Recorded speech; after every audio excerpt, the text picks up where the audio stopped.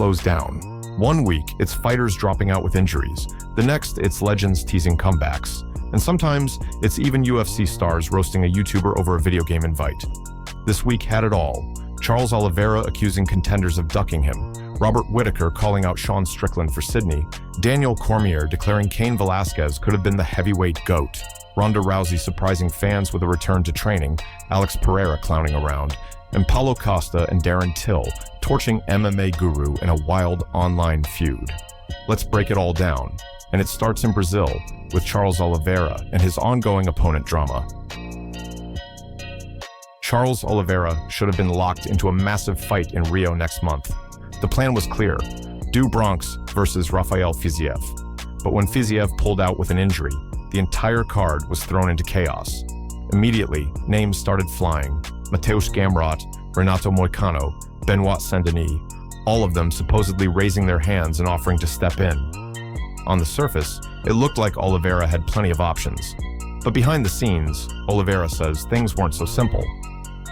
In an interview with Guilherme Cruz of MMA Fighting, Oliveira called out those very contenders, accusing them of talking big in public, but turning down the fight when the UFC actually reached out. Não há tempo pra bater o peso.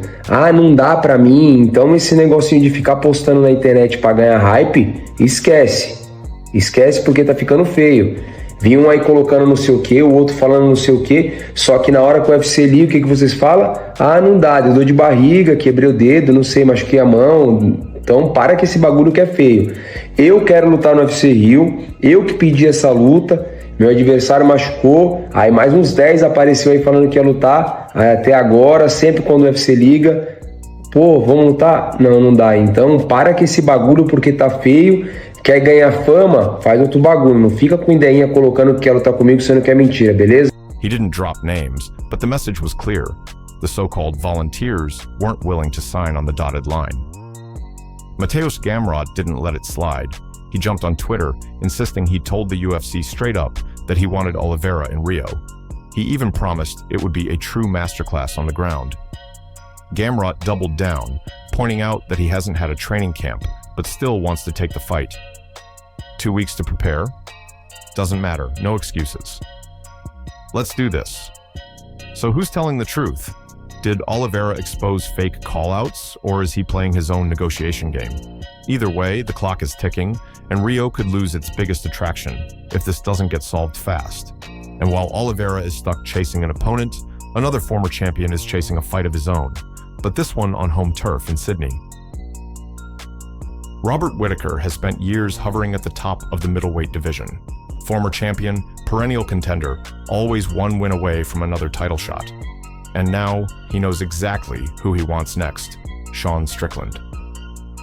Speaking on his MMA Arcade podcast, Whittaker explained why Strickland is the perfect opponent.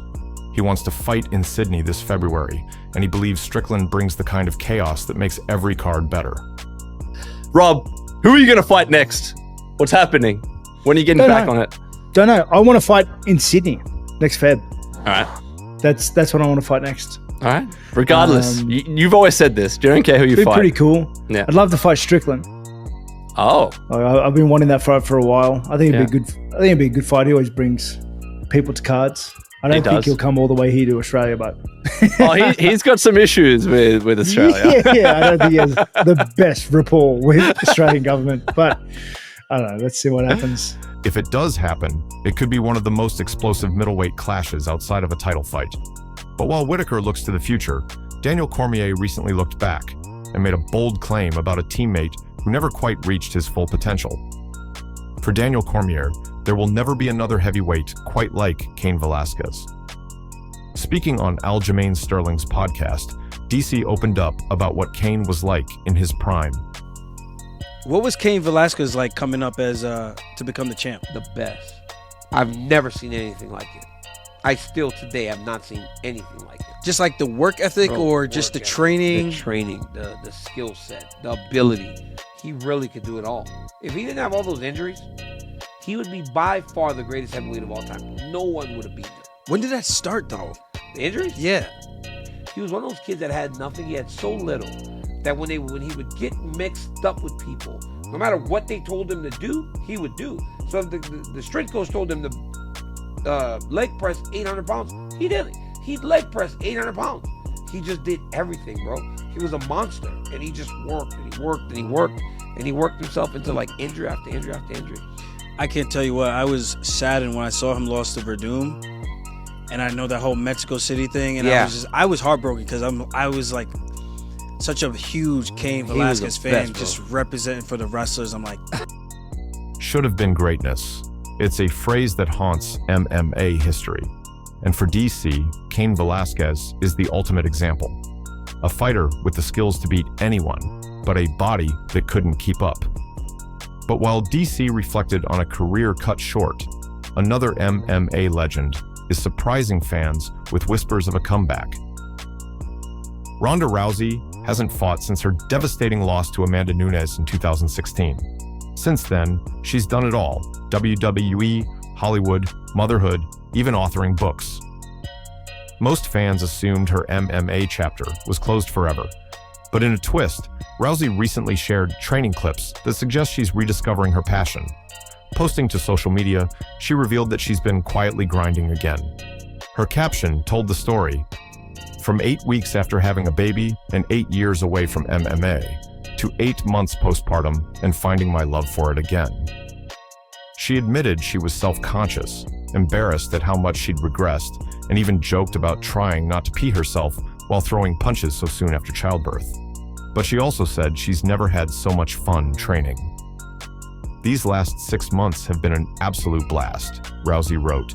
Feels like I have so much left to grow, and without the weight of the world on my shoulders, nothing is holding me back.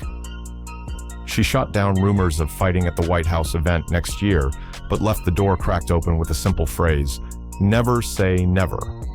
At 38, could Rousey actually return? Or is this just a personal journey with no octagon at the end? Either way, fans are watching closely. But not every fighter comeback is serious. Some are just having fun trolling their teammates. Alex Pereira is terrifying inside the cage. But outside, he's developing a reputation as one of the UFC's biggest pranksters. In his latest stunt, Pereira pretended to call out Renato Moicano, accusing him of always starting drama. The playful jab clearly got a rise out of Moicano, and fans loved seeing the lighter side of Potan. Eu sei o que você tá aprendendo, sabe? Eu sou cara que eu falo a verdade, entendeu? Depois dessa entrevista, velho, o Glover mudou comigo, você quer colocar a gente, tipo, um contra o outro, entendeu, velho? Tipo... Aí, pô, eu duvido, meu brother. Não, porra, velho. Ele te bate ou tu bate nele nos treinos? Tem que respeitar o mestre, pô. Não, pô, né? Eu sou lutador também, né, porra, né? Também sou um mestre, entendeu, nessa área, você tá entendendo? Então são dois mestres, entendeu? Como é que pode o cara mudar depois de uma entrevista? Porra, é sacanagem, velho. Porra, você não tá pelas Vegas aqui, né? Uma hora eu vou te encontrar aqui, velho. Rapaz, não precisa nem preocupar, não. Não, uma hora eu vou te encontrar aqui, velho. Entendeu? Vocês ficam colocando outro contra os outros e tal. Não gosto dessas paradas, não, velho. Bom, beleza, você tem sua opinião. Eu não perguntei nada pra constranger nem você, nem o Glover, não, mas... Quando a gente se encontrar, a gente conversa legal, velho. Entendeu? Beleza. Tô zoando, pô. Tô com o Glover aqui, velho. Tô contigo aqui, velho. Porra, velho. Caralho, velho. Tá aqui. Aí, Moicano! Aí tu quer me fuder no domingo. Elsewhere, fighters have been keeping fans updated with training footage. Sean O'Malley dropped new grappling clips, looking sharp ahead of a potential December clash with Song Yadong. Ilia Topuria showed off his insane reflexes in a reaction drill, catching every single stick thrown at him. Tom Aspinall shared lightning-fast training footage as he prepares for his UFC 321 title fight against Cyril Gane. All business for some, all laughs for others. But the real fireworks this week didn't come from training or pranks.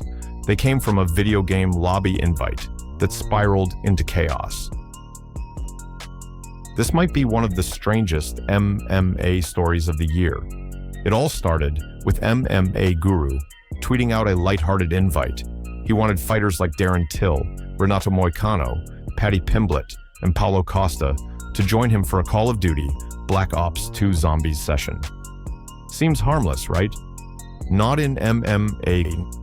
Costa was the first to respond, writing, "Someone knows what this fatty mother is talking about? If you want to invite me to something, invite me to a pool party full of thick Latinas. Otherwise, leave me alone. Darren Till then jumped in, and he didn't hold back. He called Guru fat, smelly, and said he was tired of hearing from him. Till even threatened him, joking that he'd get strangled in the street if he kept running his mouth. Guru, of course, fired back with a roast of his own. He compared Till's face to a drowned man pulled from a river, mocked his drug rumors, and even took shots at his IQ. It was brutal. Till responded again, throwing more jabs, and Guru went nuclear, saying Till deserved a statue in Liverpool with knives hanging out of it. It was absurd, offensive, and hilarious all at once. The entire feud, sparked by a simple video game invite, became a viral MMA moment overnight. This week gave us everything: Charles Oliveira stuck in opponent limbo, Robert Whittaker pushing for a Sydney showdown with Sean Strickland, Daniel Cormier declaring Cain Velasquez could have been the greatest of all time, Ronda Rousey rediscovering her love for MMA, Alex Pereira clowning his teammates, and Paulo Costa and Darren Till turning a Call of Duty invite into pure chaos. That's MMA in a nutshell, equal parts brutal, emotional, and ridiculous. So, what's next? Will Oliveira actually find an opponent in Rio? Will Rousey shock the world with a comeback? Or will Darren Till and MMA Guru take their beef from the Xbox lobby to the real world? Drop your thoughts below, and as always, hit that subscribe button to stay locked in on the latest MMA madness.